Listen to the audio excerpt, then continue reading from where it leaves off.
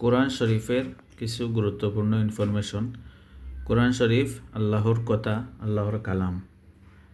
2 নম্বর, হজরত জিব্রাইল আলাইসাল্লাম 23 আনিয়ছে, মানে 23 বছরে কোরআন শরীফ নিয়ে আইসেন আসমান থাকি। কোরআন শরীফ আগে আসমানও আছে, আসমান থাকি হজরতে জিব্রাইল আলাইসাল্লামে 23 বছরে নিয়ে আইসেন। 3 নম্বরে হজরত মুহাম্মদ সাল্লাল্লাহু আলাইহি সাল্লামের উপর নাজিল হয়েছে। 23 বছরে কোরআন শরীফ নিয়ে আইসেন হজরত জিব্রাইল আলাইহিস সালামে হজরত মুহাম্মদ সাল্লাল্লাহু আলাইহি সাল্লামের উপরে, আমরা নবীর উপরে। 4 নম্বরে কোরআন শরীফের পারা হইল 30, মানে 30 পারা।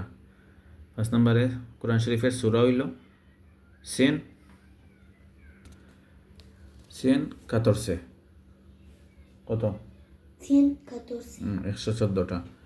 6 নম্বরে কোরআন শরীফের রুকু মঞ্জিলে লেগে 7টা ভাগ করছেন, 7 ভাগে। মঞ্জিল হয় ভাগ, যে একটা 7 ভাগে ভাগ করছেন কোরআন শরীফে।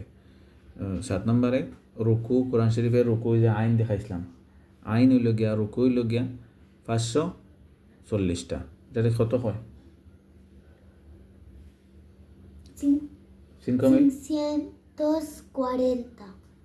540।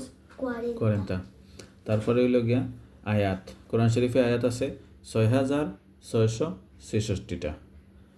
সেজদা, কোরআন শরীফের কিছু আয়াত আছে যেগুলো পড়লে সেজদা দেওয়া লাগে।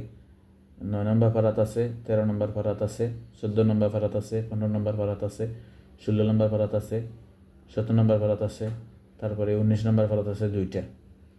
তারপরে হইল গিয়া 20, 21 নাই, 21 আছে একটা, 22 নাই, 23, 24 আছে আর একটা, তারপরে 27, তারপরে 30। এই 14টা সেজদা আছে যেগুলা পড়লে সেজদা দেওয়া লাগে। এগুলো হইল গিয়া কোরআন শরীফের ইনফরমেশন। আর সবচেয়ে বড় কথা হইল গিয়া কোরআন শরীফ আমরা হেদায়েতের লাগি আল্লাহ তাআলা নাজিল করছেন, আমরা জীবন বিধান। কোরআন অনুযায়ী জীবন পরিচালনা করলে সোজা রাস্তায় চলা যাইব এবং সহজে বেহেশতে যাওয়া যাইব, দুনিয়া আখিরাত উজালা হইব। আল্লাহ তাআলা যেন আমরা কবুল করেন।